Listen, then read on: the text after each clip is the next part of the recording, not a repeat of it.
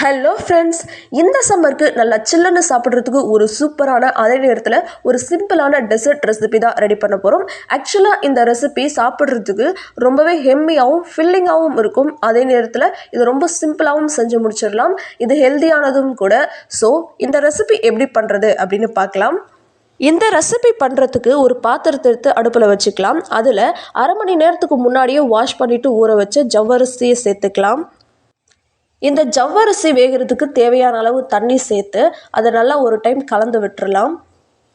இதை நல்லா கலந்து விட்டு ஒரு 8லிருந்து 10 நிமிஷம் வரைக்கும் வேக வச்சு எடுத்துக்கலாம். ஆக்சுவலாக இது வேகிறதுக்கு ஒரு 10 நிமிஷம் போல தான் ஆகும். ஸோ நல்லா இது வெந்து வந்ததுக்கு அப்புறமா இதை ஃபில்டர் பண்ணி எடுத்துக்கலாம்.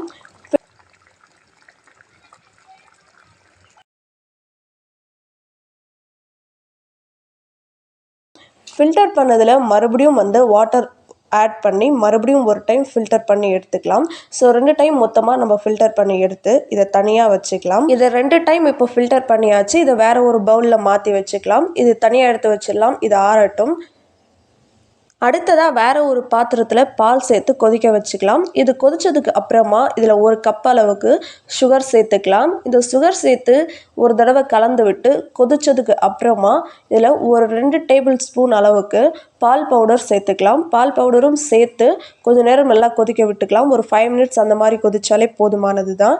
ஸோ இது நல்லா கொதித்து வரட்டும்.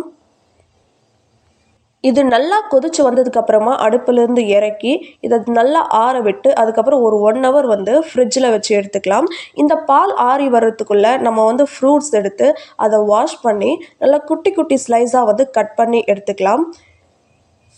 இந்த ஃப்ரூட்ஸ் எல்லாம் கட் பண்ணதுக்கு அப்புறமா ஒரு பவுல் எடுத்து அதில் ஏற்கனவே வேக வச்சு ஆற வச்சுருக்கக்கூடிய ஜவ்வரிசியை சேர்த்துக்கலாம். அது கூடவே நம்ம இப்போ ஃப்ரிட்ஜிலேருந்து சில் பண்ணி எடுத்துகிட்டு வந்த பாலை ஆட் பண்ணிக்கலாம். ஆட் பண்ணிவிட்டு இதை நல்லா ஒரு டைம் கலந்து விட்டுறலாம். இதை நல்லா கலந்து விட்டதுக்கப்புறமா நம்ம கட் பண்ணி வச்சுருக்கக்கூடிய ஃப்ரூட்ஸை இதோட ஆட் பண்ணிக்கலாம். நான் apple, black grapes, green grapes and banana சேர்த்துருக்கேன். உங்கள்கிட்ட ஸ்ட்ராபெரி அண்ட் மேங்கோஸ் இருந்தால் கூட சேர்த்துக்கோங்க. நட்ஸ் இருந்தாலும் கட் பண்ணி சேர்த்துக்கோங்க. நல்லா ஃபில்லிங்காக எம்மியாக தான் இருக்கும். இப்போ இதை ஒரு குட்டி பவுலில் ட்ரான்ஸ்ஃபர் பண்ணி நம்ம இதை டேஸ்ட் பண்ணி பார்க்கலாம்.